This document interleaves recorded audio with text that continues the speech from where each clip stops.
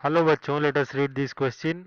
So the question says cyclotron is suitable only for accelerating dash but not for dash.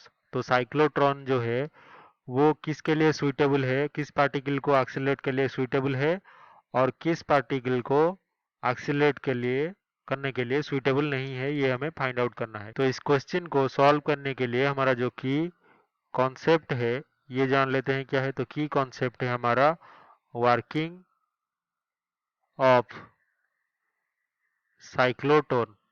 Cyclotron तो cyclotron में अगर देखा जाए तो हमारा प्रेजेंट होता है इलेक्ट्रिक फील्ड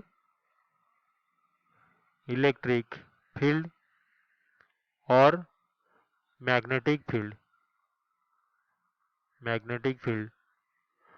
तो इन दोनों फील्ड में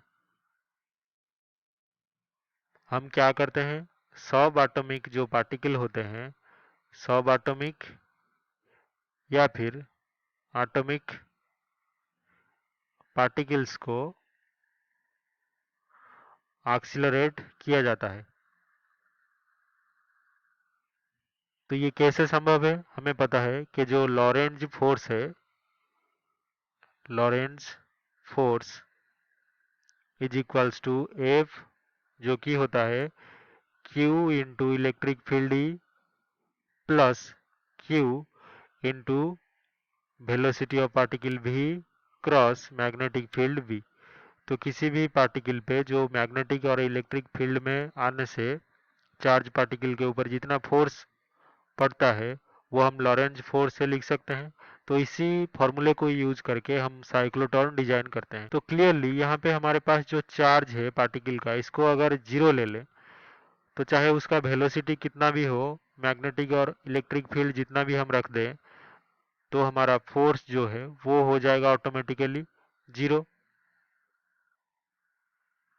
तो यहाँ पे हमारा जो पार्टिकल है वो एक्सीलरेट नहीं कर सकता, तो acceleration will also become zero। तो हमारा जो आंसर होगा, cyclotron is suitable for accelerating charged particles but not for neutral, जो पार्टिकल हमारे न्यूट्रल हैं या फिर चार्जलेस पार्टिकल्स। तो यही हमारे दो आंसर्स होंगे। I hope you have understood this explanation well. Best of luck.